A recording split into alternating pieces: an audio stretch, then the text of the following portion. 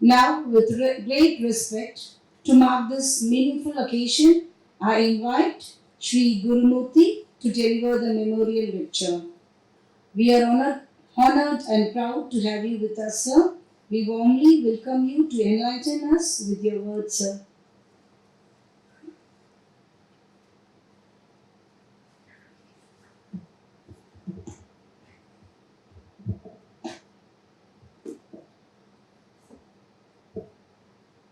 Namaskaram to all. See, I knew C.V. Narasimhan only through the Vivekananda Educational Society. As Sir Gopal Swami mentioned, we were not only an informal organization, in some sense, we were a chaotic organization. He had the patience and perseverance to correct us. And today, it is one of the most well run educational institutions.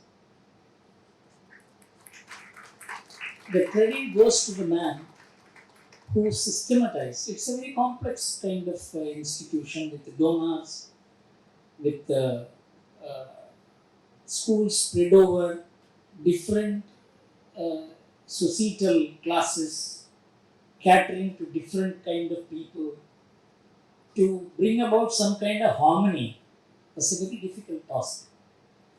In fact, Krishna Reddy, who was the president, he was even more informal than us. That is, he was even more chaotic than us. And he chose C.V. Narasimhan because he felt that the institution could not continue to run in the same way.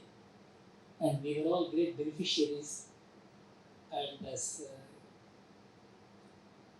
Mr. Gopal Swami said, that it is now running on its own. I mean, sometimes you don't require a leader to run an organization if the system is perfect. And of course, we have talked about C.V. Narasimhan. Everybody who has spoken from the heart. And I thought we should also talk about what C.V. Narasimhan stood for. It's not only about him, because people like him do not live only for themselves or for their times.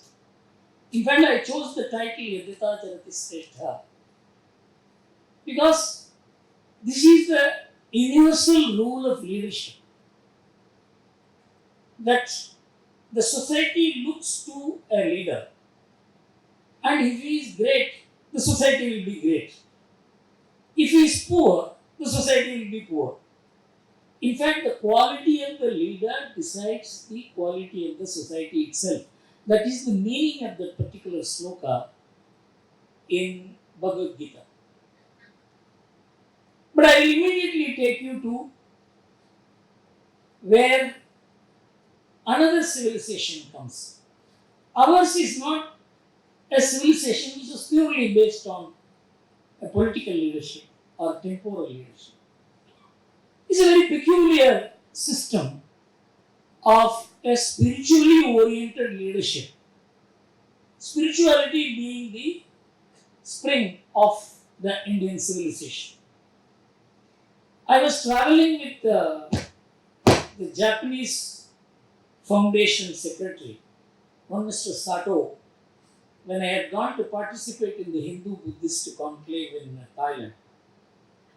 And we were traveling together because we were going to another city in the bus. And then he asked me a very peculiar question. He said, Mr. Gurumurthy, how is it that in your country only we see Shankara, we see Ramanuja, we see Madhva, we see Ramakrishna Paramahansa, Vivekananda, and he was also familiar with Kanchi Mahaswami.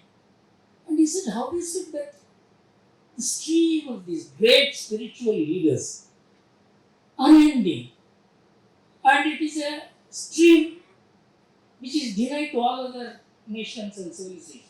I never looked at India that way. Because it is something we are used to. This is where यद्यथा चलति श्रेष्ठः तत्तत्तेव इतरो जनः सयत् प्रमाणं कुरुते लोकास्तत्तनुवर्तते.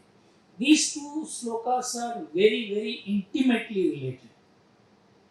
यद्यथा चलति श्रेष्ठः तत्तत्तेव इतरो जनः सयत् प्रमाणं कुरुते लोकास्तत्तनुवर्तते. A leader decides how the society will be, but the leader comes to revive the society's moral underpinnings, restore the values, or restore what we believe as dharma.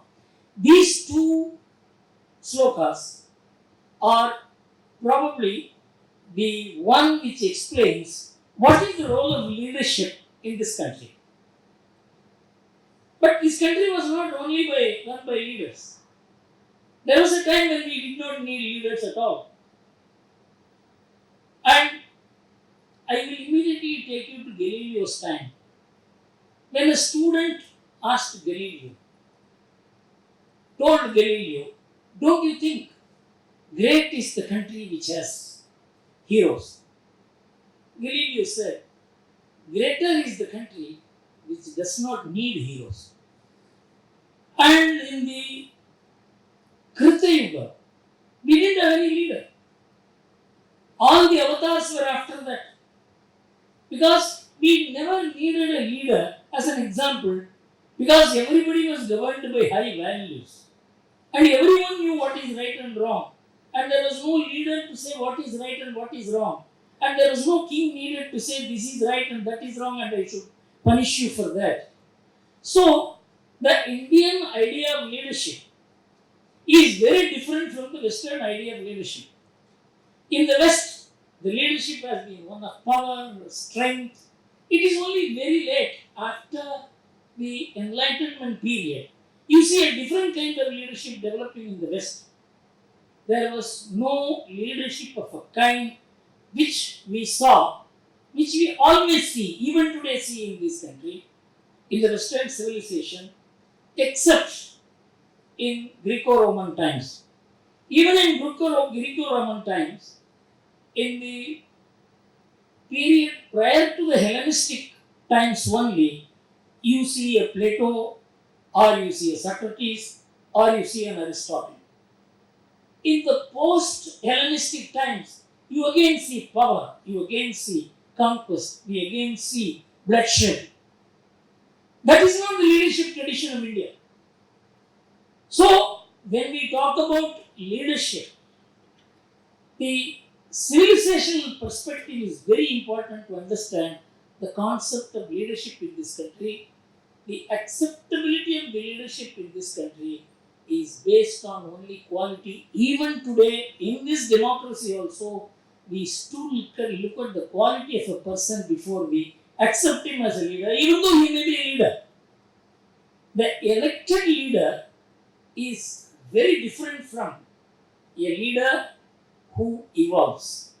For example, take Swami Vivekananda. He could never have been elected by ballot papers. So there is a huge difference between an elected leader and an evolved leader.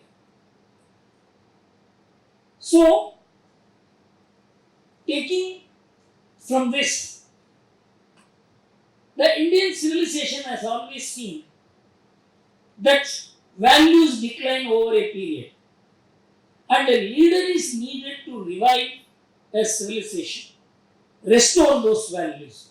Swami Chinmayananda used to say that in Krita Yuga, good and bad were in two different worlds. In Treta Yuga, they were born in the same world, Rama and Ravana. In Dwapara Yuga, they were born in the same family, that is Pandava and Kaurava. In Kali Yuga, they are born in the same man. It is very difficult to draw a line between good and evil in Kali Yuga, because the good and bad have come so near. And that is why the kind of information also you get, you look at the cell phone. All good is also there in the phone. All rotten things are also there in the phone. That is how good and bad come so near. And the declining values can be seen, as I said, from Treta Yuga, where values ensured that there was no one leader needed to exemplify those values. Now we are talking about leadership by example. No example was needed. But in Treta Yuga, Rama was born. We call him Rama Vigrahavan Dharma. He personified Dharma. And the example you see that even Ravana was greater, Rama was great as compared to Krishna and Duryodhana. You know, Ravana never physically harmed, touched Sita. So he was only waiting to get her consent. So even as a Rakshasa, he had a certain value. And see Rama, when the war was about to end, Ravana was almost finished. He was defenseless. But Rama says, please come and fight tomorrow. And immediately shifted to Mahabharata. The same thing happens to Karna. He was defenseless. He was disarmed. And Krishna tells Arjuna, kill him. Rules have changed. Because in Treta Yuga, all were governed by high values. In Treta Yuga, high values were defined by great leader like Rama. And even among Asura, Ravana had a higher value as compared to the Asuras of the Dwapara Yuga. In Dwapara Yuga, Krishna changed the rule that if somebody doesn't abide by Dharma, he is not entitled to the protection of Dharma. In Treta Yuga, even though Ravana did not abide by Dharma, Rama still gave the benefit of Dharma to him. That is how the decline takes place. And in Kali Yuga, the decline reaches the maximum. In fact, there are discussions in the West about how the West always thinks of progress and moving up, and Indian civilization always speaks of coming down. This is one of the contrasts which the Western philosophers make. But the fact remains that as the time grows, there is certainly a decline in values. Now I will come to the where I have experienced in my life. Even when I was a young man, I was very fortunate to move with very elderly people. In fact, when I was 27, my great friends were in their 70s. In fact, it used to be said about Ramnath Goenka, who I began advising. I was 27, he was 72 when I was an advisor. This gave me an enormous lift to understand the world. I had ready-made experience of dealing with great people like Jayaprakash Narayana, Achyut Patwardhan, Nanaji Deshmukh, Ramnath Goenka. This kind of opportunity I don't think anyone else would have got. It's purely a matter of fortune that I had the opportunity to move with such great men. Now I will tell you, Goenka used to tell me that Gandhi always spoke of Rama, but he followed only Krishna. There is an example about how Gandhi's leadership was so important at the most critical time in the history of India.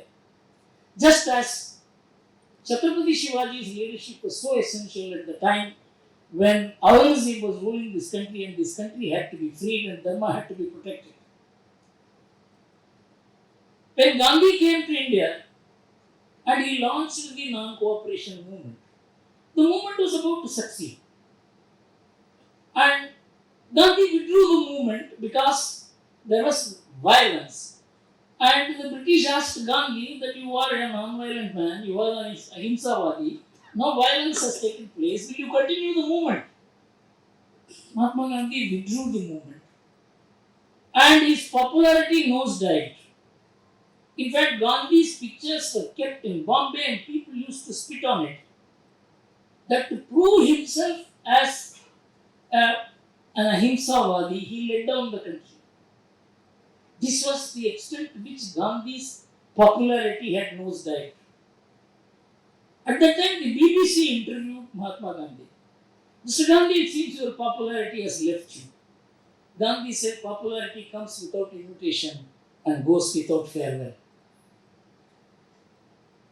This is how a leader looks at himself, his popularity. And he was never bothered about his own popularity. A leader is one who first stakes his popularity for a cause. The same Mahatma Gandhi, the man who, to protect the interests of the country, completely enveloped and accepted unpopularity. When the war started, he gave an undertaking to the British that he will not disturb peace during the war. But in 1942, he decided to launch the Quit India movement, breaking his own promise. You know why? He had such a complex global situation to handle that he wrote a letter to Hitler praising him. And he told the Jews that if Hitler wants to kill you, before he kills you, you die. This was his statement. You know why he was doing it? If Hitler wins, what will happen to India? He was a strategic thinker. A leader, he doesn't mind courting unpopularity when he was praising Hitler. And when coming to the state, when he doesn't want to be seen as not fighting the British, because if Hitler wins and he doesn't fight the British, then what Hitler will do to India was a very big question mark in his mind, and he decides to start the non-cooperation movement, breaking his own commitment that he will not disturb the British during this period. The entire Congress opposes it. Even Sardar Patel, who was the closest to Gandhi, opposes him. And in the working committee, Gandhi was the only man. But Gandhi says, I will go ahead. If you are not supporting me, I will go to the plenary. And the entire plenary will support me. You will all be unnecessarily put to such embarrassment. You better side me and support me. And that is why he makes the greatest opponent of the Quit India movement, Pandit Jawaharlal Nehru, to move the resolution for Quit India movement. That is leadership. Leadership is courage. Leadership means that you put yourself at the greatest risk. This is how Mahatma Gandhi showed. This kind of analysis is not there in the Indian discourse. We praise Mahatma Gandhi, we praise him as Ahimsavadi, we praise him for his great qualities, Kali, but that is not Mahatma Gandhi. He was a strategic thinker. You know, Mahatma Gandhi adopted this policy of Satyagraha only because the British, they wanted to be seen as liberal people, great people, generous people, great rulers, and they would not harm anybody, and they wanted to co-opt the people into accepting them as the leader. Gandhi thought that is the spot on which he should hit them. Gandhi could not have done this against Aurangzeb. Understand, the method that Gandhi chose fitted the enemy, because the leader chooses the tool depending upon who the enemy is. So the adversary's weakness, Mahatma Gandhi exploited through his Satyagraha movement. Many people do not view Mahatma Gandhi like this. He also knew that is what fits the Indian people. Because our entire rebellion movement has collapsed, our people who took to arms to fight the British were vanquished by 1906, 1907. That is why Aurobindo came to Pondicherry. So, a leader is one who stands as a tall and courageous man, and he stands against declining values. That is the most important thing. Now I will come to two persons. One Sardar Vallabhbhai Patel and then Vivekananda. This incident which I am going to tell you, Mr. Ramnath Goenka told me. He said in 1948 when the Hyderabad operation was going on, the entire India was being integrated through Sardar Patel. Only two cases Pandit Nehru took in his hand. One was Kashmir, the other was Hyderabad. You know how Kashmir was messed up and how long it took to correct it.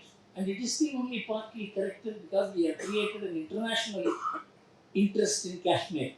But in Hyderabad, what happens I am going to tell you because it has to do with a civil servant in Tamil Nadu. One day morning, 4 o'clock, Ramnath Goenka gets a call from Sardar Patel. He said, Ramnath, are you coming to see me or should I come to see you? Ramnathji went there in the morning. He asked him, don't you think Hyderabad is a thorn in the flesh of Bharat Mata? Ramnath Goenka said, yes. And I am giving you a sheaf of papers. Read them. These are all about Hindu organizations, Hindu sannyasis, Hindu social leaders writing representation to Pandit to Sardar Patel about the rapes, about the murders, about the atrocities that the Rasakars were committing. Please save us. Hundreds of such petitions.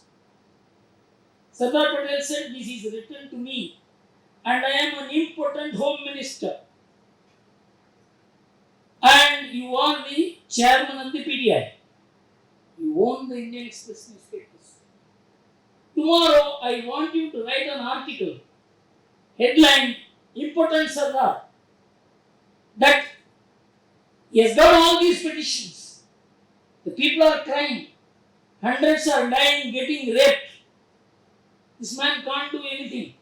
I want you to abuse me in your paper through the PDI. Goenka was stunned. He said, how can I do it, Sardar? No, this is only part one of the game. Part two I will tell you immediately after you publish this tomorrow. You will meet your friend Gopalswamy Iyengar, who is the conscience keeper of Jawaharlal Nehru. And you must tell Gopalswamy Iyengar that Sardar Patel has been defamed. He will resign. And he must advise Pandit Nehru that Hyderabad issue must be handled by Sardar Patel. And he must convince. If he doesn't convince Pandit Nehru, and if Pandit Nehru doesn't get convinced, I will resign and I will not be able to take this. It is your responsibility to ensure that Pandit Nehru is convinced by Gopalswamy and you convince Gopalswamy. So Ramnath Goenka published all this in the newspapers in the morning and took a copy of the Indian Express and went to Gopalswamy Iyengar in the morning. Again at 4:35 like that. And Gopalswamy Iyengar opened the door and Ramnath Goenka fell at his feet and caught hold of his feet. Gopalswamy Iyengar is stunned. Ramnath, what are you doing? Unless you tell me you will go by what I say, I will not get up. He caught hold of both his feet. Then Gopalswamy Iyengar said, get up. He got up and gave him the paper and related the whole thing that we will lose Sardar. And we will lose not only Sardar, we will lose the entire Congress organization too. And its support to Pandit Nehru. So Gopalswamy Iyengar was shaken because Pandit Nehru was not a man who will give easily Hyderabad, which is a Muslim dominated place in the hands of Sardar Patel. But he finally agrees. He says it is true. It is in the larger national interest that Pandit Nehru is convinced. And he convinces Pandit Nehru, and Pandit Nehru asked Sardar Patel to handle Hyderabad with a rider. That he should handle Hyderabad only through policemen. But of course, Sardar Patel, he handled through the army, and the matter was resolved in a matter of 48 hours. This is leadership. Now come to Swami Vivekananda. Why I am coming to Swami Vivekananda is, many people do not know the situation in which Swami Vivekananda went to America. And what was the condition of the country at that time? When he was a walking monk, what is called Parivrajaka, he saw only hunger. There were 30 famines in the 6-year period when he was a wandering monk. And he was just given a ticket and he was asked to go to America. He goes and lands there. He doesn't have money. He doesn't have anything. He was sitting in a park where a lady sees him and picks him and takes him home. A very bright young man. He was about 27, 28 at the time. And he goes to the house and he is to attend the World Parliament of Religion, for which he doesn't have an invite. He doesn't represent an organization. He is an individual. Nobody knows him. This lady understands his problem. And there was one Dr. Hall who has a 2-hour conversation with him and finds that it is such a brilliant mind, like a which he has never come across. So he asked him, don't you have an invitation to attend? He said, I don't have anything. So Hall writes a letter to the organizer of the World Parliament of Religions. Here is a young man whose knowledge is more than the knowledge of all the universities of Harvard put together. That is the letter he writes. With that letter, Swami Vivekananda goes and he gets admitted into the Parliament of Religions. Then what happens? I'm going to read out to you. The conference was organized by Reverend Henry Burroughs. The idea was to declare Christianity as the only true religion. And in just 3 minutes, Swami Vivekananda changes the whole atmosphere and takes over the entire Parliament of Religions. I'm going to read out how the American writers recorded about Swami. Look at what the organizer, Reverend Henry Burroughs, writes about him. He said, as Swami Vivekananda began addressing his sisters and brothers of the United States of America, a peal of applause that lasted for several minutes. In an article in the American religious magazine Open Courts, India, the world's Parliament of Religion, J.V. Nash wrote, unfortunately, the space now is inadequate for a suitable discussion on Swami Vivekananda. He writes an article and says that the space in this article is not adequate for this. But my readers will perhaps forgive me by the reason of the fact that in the previous issue I have written about this genius in a special way. And continue. Coming to Chicago without credentials, representing no particular religious group, never having made a public address till then, he has not spoken to any audience. He took the Parliament by storm. When he was introduced, he looked upon a yawning audience which had sat through a day of manuscript reading. Everybody was reading and reading and reading. He hesitated. He was also nervous. Then a sudden access of power and eloquence came upon him, and he began to speak. As if by an electric shock, the assembly began galvanizing into eager attention. After the saluting the audience as sisters and brothers of America, he waited for 2 minutes. He was given only 5 minutes to address. He lost 2 minutes in applause. And before another, as it succeeded, and then he began. Before he issued another few words, a peal of applause again. And the hall was shaking with storms of applause as if in a political convention. And when the brief extemporaneous address concluded, everyone was asking, who is this brilliant, eloquent, handsome, magnetic young Hindu, Swami Vivekananda?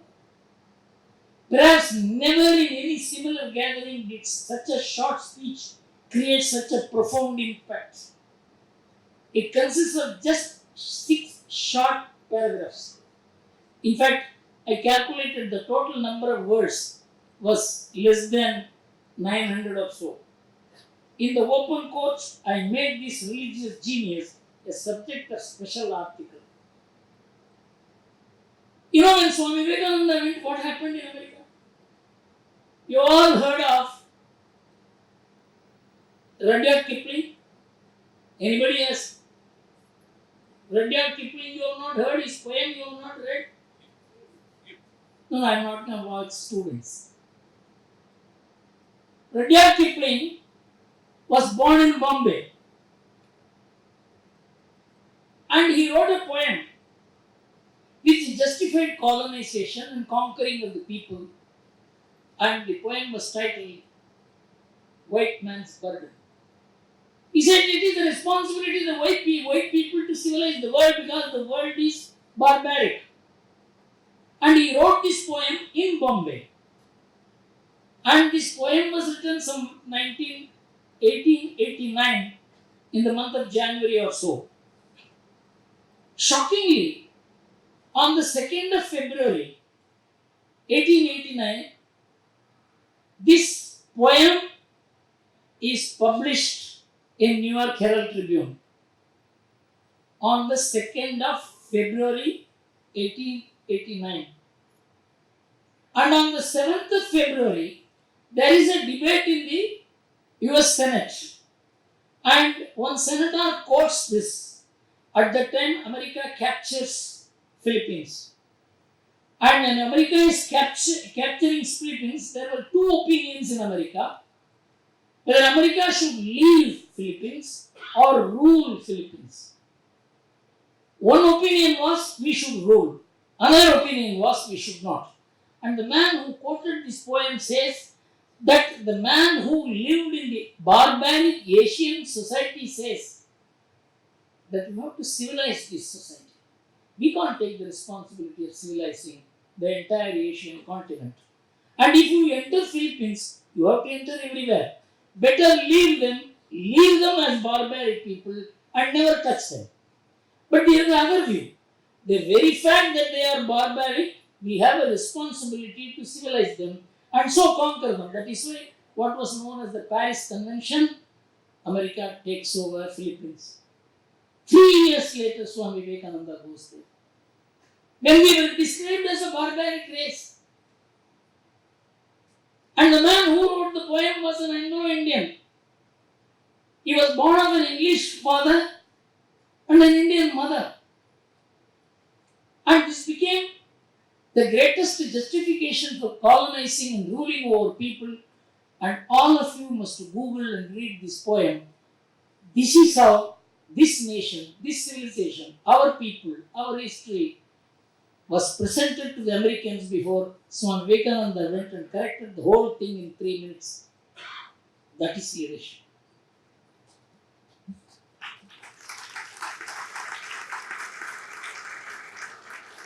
My friend Goenka himself was a great leader. Leader doesn't mean a person who occupies a position A leader is a man who changes the ecosystem. A leader takes the country by storm. Goenka did it. He was a businessman. He was a media man.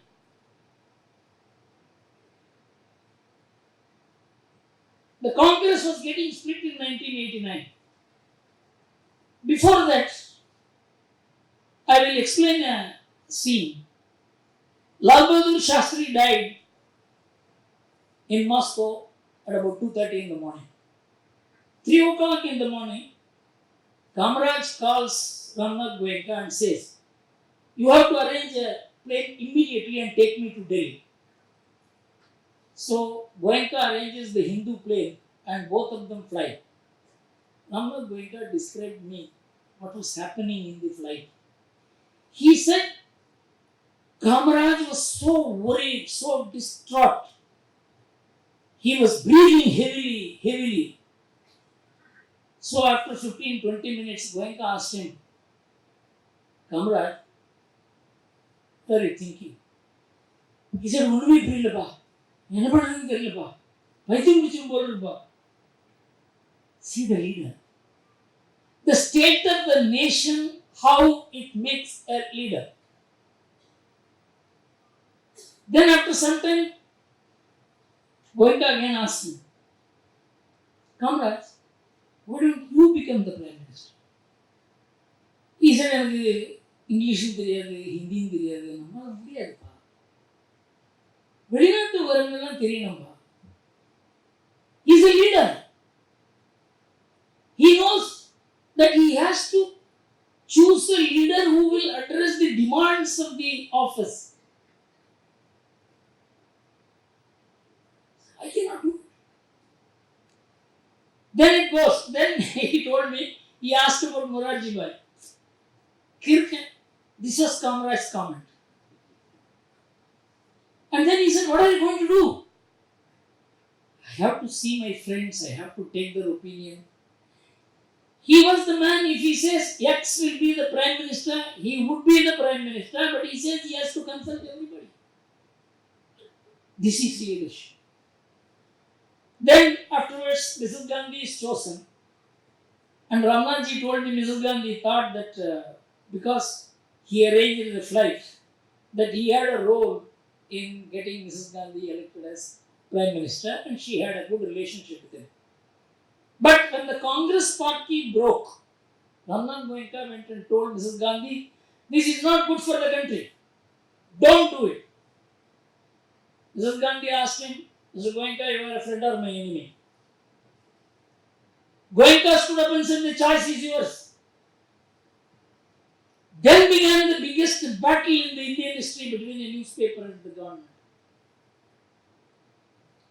Ramnath Goenka vanquished her during the emergency when I became his advisor. That is leadership. A leader is one who will never tolerate injustice. At his cost, at his paper's cost. The paper would have been wiped out if Mrs. Gandhi had come back in 1977. I met him on the 4th of January 1977. And I asked him, "Ramnathji, we cannot run the paper for more than another 30 days. He said, "Don't worry. This month end something will happen." We had no idea what will happen. But on the 19th, the election was declared. So after 3 months, I asked Ramnath Goenka, "How did you know about this election?" You see, my astrologer and Mrs. Gandhi's astrologer were the same.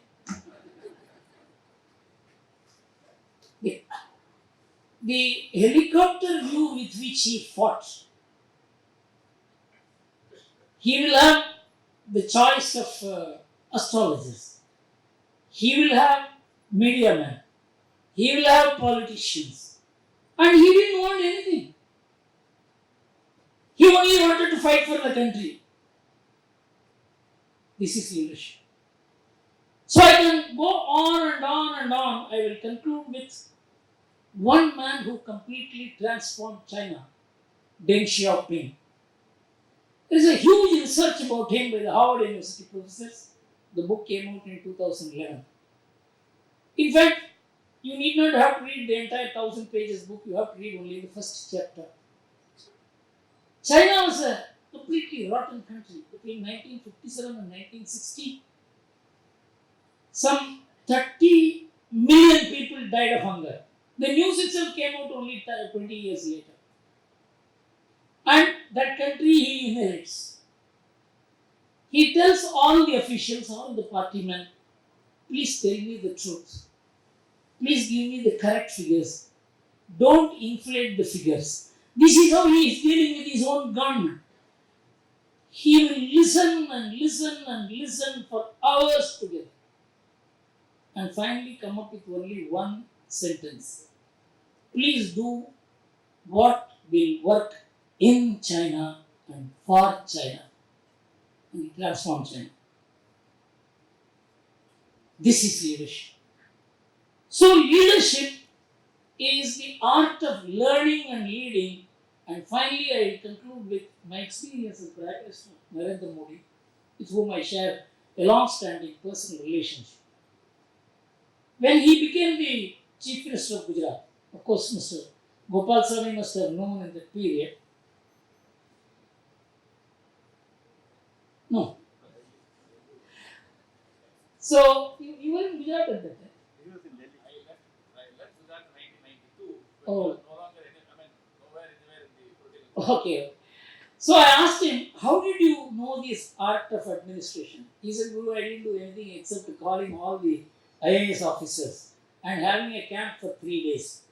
And I asked them to say, each one to say what they are doing from morning to evening. And I found that they are spending most of the time among themselves. That's the first time I decided that they must spend the time with the people and not with themselves. And he created what is known as the single window system and completely transformed Gujarat.